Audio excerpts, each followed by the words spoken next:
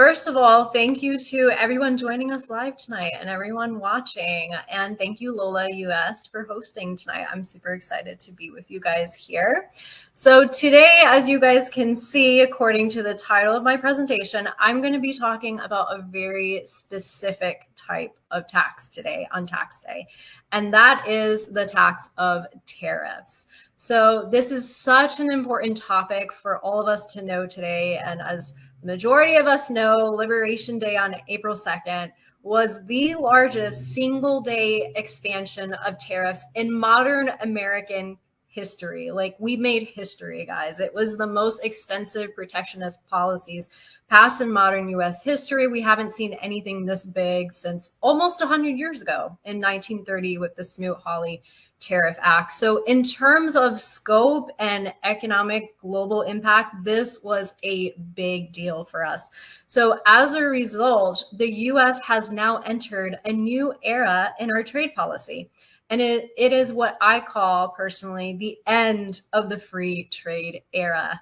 So with everything that's going on in trade policy today, it's important for all of us here to understand, first of all, what are tariffs, who pays for tariffs, and how do they impact not only the economy, but how do they impact our daily lives? How are they affecting us today? And that's exactly what I'm going to be going over with you guys here tonight.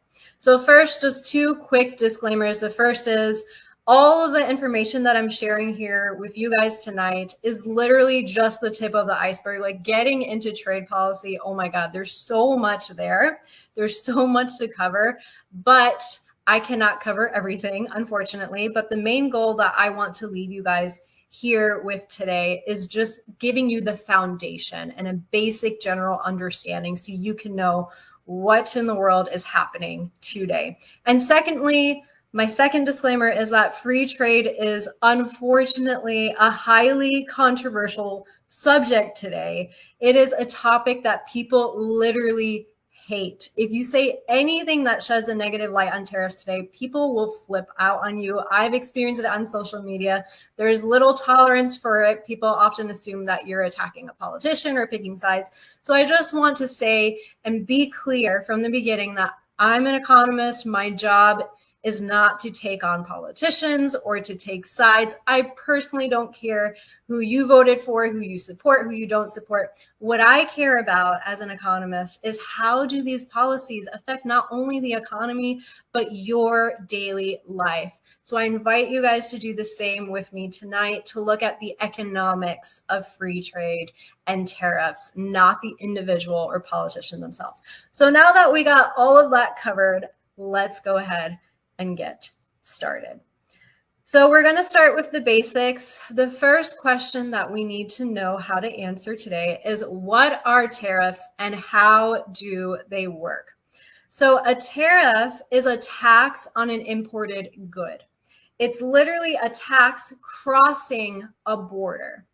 And I like to define tariffs a little differently than the average person, and tariffs are barriers to free trade. And I'm going to circle back to this later in the presentation, so just hold on to that one.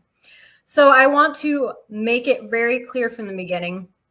When the president says, I'm going to put a tax on China, on Mexico, on Canada, he's not taxing those countries. He's taxing Americans who are buying goods from those countries. Again, it's not a tax on the other country. It's a tax on us for buying other countries' goods.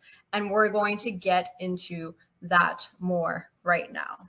So the second question here is, how do tariffs work? So I'm going to go through a practical example for all of us here so that we all understand. And we're going to use avocados from Mexico because Americans love avocados from Mexico. So currently the US imports over 2 billion pounds of avocados annually. Like, we are obsessed.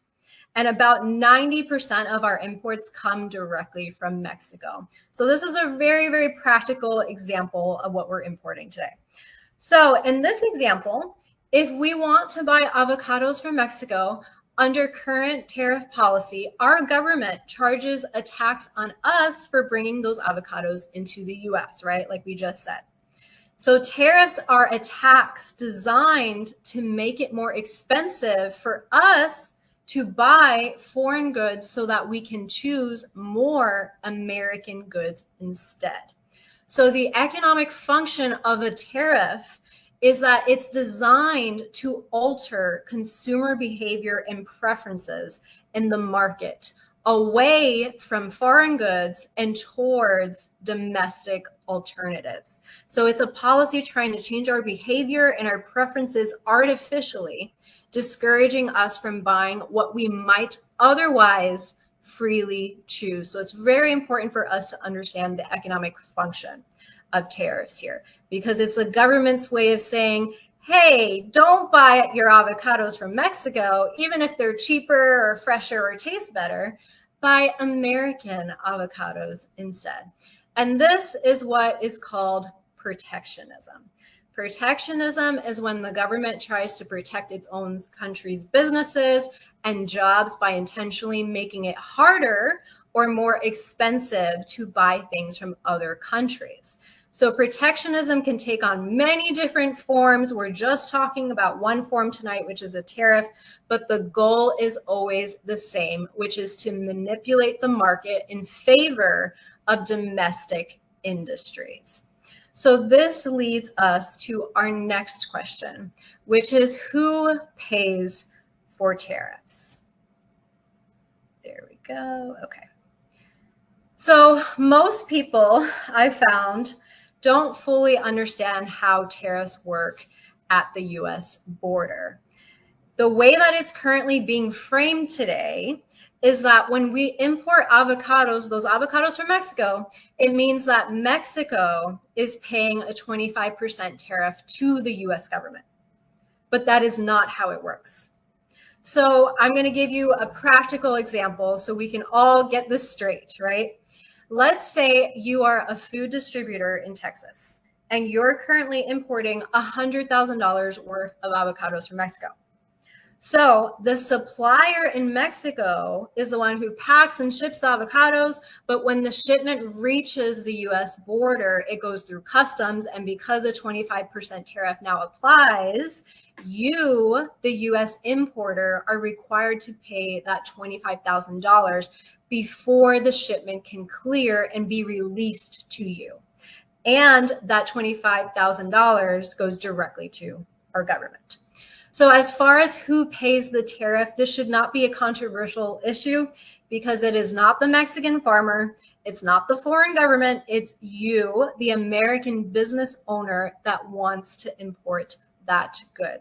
So this is how tariffs work in practice.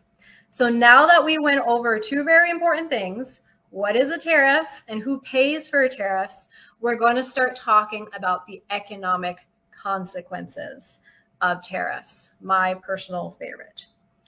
So economic consequence number one is that tariffs, like I said in the beginning slide, tariffs are a barrier to free trade. So in order to understand why, we first need to understand what free trade even is, right? So free trade is simply the free market extended beyond domestic borders. So just as we have individuals and businesses here that are free to buy and sell and trade domestically in the US in a free market system with limited government interference, free trade applies that same principle, except now you're doing it globally. Now you're doing it across countries and overseas. So it allows countries to voluntarily exchange goods and services based on mutual benefit, and again, with limited government intervention. So now that we understand what free trade is, we can talk about what distorts free trade, right? What gets in the way of that voluntary transaction. So like we said before, a tariff raises the cost of importing goods, not based on quality, not based on value, but based on a government policy. So it interferes with that voluntary exchange that we're talking about. Voluntary exchange is the idea that people should be free to trade with one another by choice and based on mutual benefit. Crazy idea. Tariffs penalize that choice and push consumers towards government-preferred alternatives. And it also disrupts this little law in economics, and it's called the law of comparative advantage. So this law basically says that countries should specialize in what they produce the most efficiently and trade for what others produce more efficiently. Crazy concept here, right? But I want for you guys to understand the even bigger picture. The bigger consequence here with tariffs is that tariffs shift power away from the market. And remember, the market is individuals on both sides of the transaction, the buyer and the seller. So tariffs shifts power away from the market and into the hands of government. So now we have bureaucrats who are deciding who you and I can and cannot trade with, and how much it should cost, and what your preferences should be. And they've made it very clear that they want our preferences to be here domestically. So this is why I all the time in the articles that I'm writing call tariffs a government knows best trade policy, because you're leaving it up to the government to decide what's best on your behalf. Now, I want us to understand in context with all of this, the role of government, because right now we have obviously Article 1, Section 8, Clause 1 of the Constitution, and that's what gives Congress authority over tariffs and trade policy. But the question we need to be asking is, to what extent should the government be involved in raising those costs through tariffs? And at what point does trade policy stop being about structure and security and start becoming control and distortion? And those questions I will leave for you guys to decide. But the main point here is that while some government involvement may be constitutionally permitted, there is an economic cost of expanding that involvement. And that's exactly what we're going to explore next. Okay, so this moves us to economic consequence number 2, which is tariffs increase prices for everyone. So tariffs are not just a tax that affects importers or manufacturers buying those goods from abroad. Now the US supplier who's paying that 25% tariff, in the example we were using before with the avocados from Mexico, they now have 2 options. The first option is they're going to absorb the cost and make less profit, right? That is an option. They could do that. Or the second, more likely option is they're going to raise prices to cover the high cost of tariffs. So it's important for all of us to understand it does not stop at the importer who's paying that tariff. It will pass all through the supply chain. So it's going to make its way down from the importer to suppliers to factories to retailers and eventually to American households. Now, when we look at cost estimates of what all of this new trade policy is going to cost us, specifically with all these high tariffs that we just passed, especially the ones on Liberation Day, the cost estimates are still coming in, right? There's been various studies and cost estimates, but what I want you guys to see here is 2 specific types. So the first one that you guys are seeing on your left is the cost on US steel and aluminum industry. So studies have found that since we issued the 25% steel on tariffs, this has already increased the cost for oil and gas companies here in the US. So it's increased the price to drill by 4%, and it's also increased the price of casing and tubing by 25%.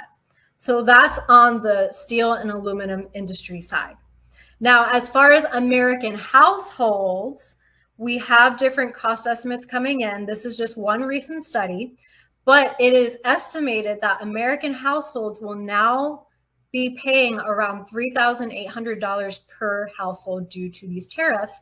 And on top of that, the price level is expected to rise by about 2.3% just from these tariffs alone, right? That's not including everything else happening in the economy.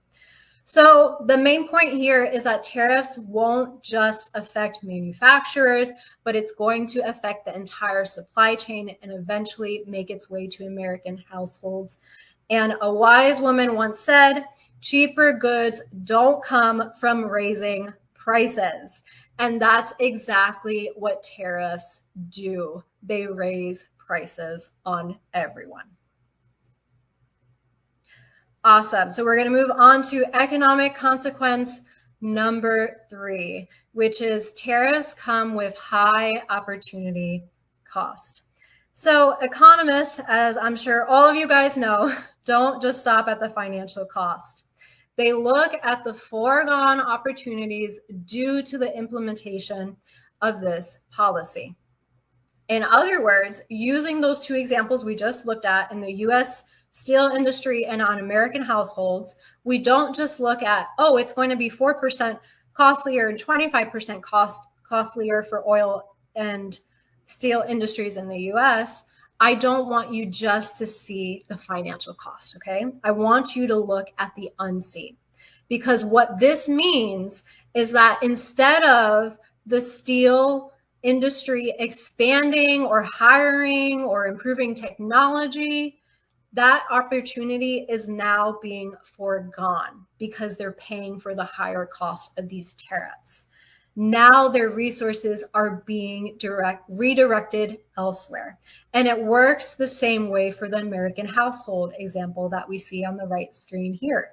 We have to ask ourselves, what would these American households be doing with that money? Maybe they would have been paying down debt or saving for retirement or simply keeping up with the rising cost of grocery bills and utility bills. But my point here is that it's not just about the financial cost. It's about all of these opportunities that are now being foregone because these tariffs are being implemented to try to protect US industries and American households, but it's ironic that it's increasing the cost on the very same people that they are trying to help. And this is why economists look at those opportunity costs. Now moving on to economic consequence number 4, which is my favorite, the cost of economic nationalism. So I want to say here, it's very important to distinguish the political justification of tariffs versus the economic reality of tariffs. Because what I found, probably like many of you, is that what makes sense politically makes horrible sense economically. So we're going to go through the top 3 claims for tariffs today and debunk them one by one. So the first claim that I'm sure you guys hear all the time is high tariffs are necessary to raise revenue. The reason why this fails economically is because you can't raise prices on trade and at the same time increase revenue. Those are contradictory in nature. If you raise tariff rates high enough, imports are going to fall and eventually revenue falls. History shows us this. History shows that when tariff rates are raised beyond a certain point, government revenue tends to decrease, not increase. And don't mind my dog squeaking his toy in the background. He wants to be part. But this is why claim number 1 fails under economic analysis. So moving on to claim number 2, which is a popular one today, which is high tariffs are necessary in order to protect against unfair trade practices. And I'll explain why I use quotation marks. The truth of it is the majority of unfair trade practices stem from the fact that other countries can do things better, cheaper, and more efficiently than us. And that's what we call unfair. The reason why this fails economically is because fairness is a subjective concept, not an economic principle. And I'll give you an example here. It's not fair that Walmart sells goods at a lower price than Whole Foods. That in itself is probably not fair to poor Whole Foods. But the solution wouldn't be to stop letting Walmart operate because it sells cheaper goods. That would be absurd. Yet, this is how we frame our trade policy today. This is how we see global trade. We're willing to penalize efficient producers who can make things better, faster, and cheaper than us. We're willing to penalize them simply because they offer lower prices. Now, the second part here that gets to the deeper issue is, do we actually want to hand over the definition of fairness to government officials or bureaucrats? Is this who we want to decide what we are allowed to buy, sell, and trade? So I'll leave that to you to answer. But my point here is that we cannot frame trade policy under this disguise of fairness. It's a terrible way to shape economic policy. And don't mind the blinking effects. That wasn't supposed to be here, but I guess it goes with the spookiness of tariffs. So this is why claim number 2 fails under economic analysis. So moving on to the third claim here, which is high tariffs are necessary to protect national security. This is a good one for us to understand. The reason why this fails economically is the vast majority of trade policy that's being shaped today is about protectionism, not on actual national defense needs. Now, I want to be very, very clear. I'm not saying there is no case for national security today in trade policy. Of course there is. That's why we went over Article 1, Section 8, Clause 1, right? That's when the government would constitutionally step in. And on top of that, just so you guys know, if it was a case of national security, true national security concerns require narrow, more targeted tariff solutions, not these blanket tariffs that we're seeing. So I would argue that about 90 to 95% of trade policy today is being guided under this mindset of protectionism and not actual national security issues. So this is why claim number 3 fails under economic analysis. So instead of these claims, the main goal of tariff policy today is being centered around protectionism and economic nationalism. So economic nationalism is when a government tries to protect its own countries and businesses and workers by limiting trade with other countries. And this is exactly what we're seeing today. So even though the intention is to protect US industries and American jobs, you guys hear this all the time, intentions do not equal results. And what do we as economists look at? We look at the results. But I want you guys to understand the bigger problem here, which is economic nationalism fails to address the root of the issue that they are trying to solve. In other words, if we want to actually produce more goods here in the US, and if we do want to see more American jobs, the way to do that, and you don't need to be an economist to know the answer to this, but the way to do that is not to tax us heavier. It's not to tax your own people to make it harder for them to buy foreign goods, because you cannot force economic growth through the use of taxes. And for the reasons that I literally just went over here, because it distorts free trade, distorts voluntary exchange, it ignores the law of comparative advantage, increases prices all along the supply chain, comes with high opportunity costs, and so many other things that I do not have the time to cover in this presentation. But I want you to think bigger here and understand it fails to address the root of the issue it's trying to solve. So we need to understand, why is it so costly for us to do business here in the first place? And we need to understand, why are so many US businesses, why do they end up sending their labor abroad?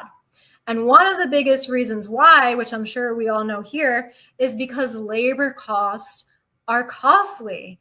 Right now, labor costs account for over a third of overhead costs on the average US business. So labor is expensive here in the US. So of course we're going to outsource. And because we also have huge regulatory burdens of not only starting your business, but growing your business here, it's very expensive. So if we want to have more jobs and more manufacturing here, we need to solve that root, not just add another tax on top of everything else we're experiencing today. That's just going to make everything worse. So to sum up here, if we want entrepreneurship, if we want domestic innovation, if we want competitive manufacturing, it needs to be driven by market forces, not government control. And that's what tariffs are. They're trying to tax our way into domestic economic growth. But we need to remove barriers that make it harder to produce in the US and not insert more barriers like tariffs that make it more costly. So on this next slide here, I'm not going to get into a deep dive, so I would encourage you to either take a picture of it, because I'm not going to hit on all of this, but I just want you to understand this is the tip of the iceberg. There's so much economic evidence that is in favor of free trade. The main thing I want you to understand here is that free trade has historically led to economic growth. It has historically increased GDP and wages. Free trade agreements like NAFTA and USMCA have led to economic growth. Free trade has lowered prices for consumers. Free trade has largely led to the growth that the US has had today. Now, I'm going to move on to this since we're a little short on time. But this is basically a free trade spectrum that I threw together for you guys. It is not perfect. I don't want you to look at the individuals as perfectly aligned on the spectrum. I want you to see it as an overall stance of whether they lean more zero to low tariffs or high tariffs. So whether they lean more free trade or more protectionist over the economy. So free market economists overwhelmingly support minimal to zero tariffs. They believe that trade should be open, it should be voluntary, and left undistorted. Because protectionism may protect a few, but it comes at the expense of many, just like we explored here today. So now it's up to you to decide where you stand on the free trade spectrum. So just a little recap here. Tonight, we were able to walk through what is a tariff, who pays for tariffs, and the 4 economic consequences of tariffs. And I would argue that the most damaging effect of our trade policy today, unfortunately, is not just going to be the increased costs on manufacturers and the increased costs on American households. Those are bad in themselves, don't get me wrong, but the real harm comes from this broader retreat that we're seeing from free trade. So free trade has been the very foundation of our economic growth, and this is what has made the US into a global economic powerhouse. And I have an article coming out soon about this, so please keep your eyes out for it. But I hope this presentation gives you a clear look on what tariffs are, how they impact the economy, how they affect our daily lives. And I hope that this can help you see the real cost of tariffs, because it's not just what we pay at the register, but what we are giving up in economic freedom and opportunity and the principles that have made this country strong. So in honor of tonight, I created a free resource for you guys. So whoever is interested, you can get your free tariff chart. This is just a tangible chart that you can print out and have on hand with all of the latest media news on tariffs and everything that's going on, just so you can have a reference point in how to think things through as an economist. So all you need to do is scan that QR code, or we're going to leave the link for you in the comments to click on it. All you need to do is sign up to LOLA's emails and you get this free tariff chart that I made for you. And lastly, I invite you guys to subscribe also to the Ladies of Liberty Alliance LOLA USA YouTube channel, and also the Ladies of Liberty Alliance main YouTube channel. That is where we have the series Basic Economics with Holly Jean that I'm hosting. I break down everything that's happening in the US economy in an easy to understand way for the average person to understand. So would love to see you there. And if you would like to connect on Instagram, that's also there.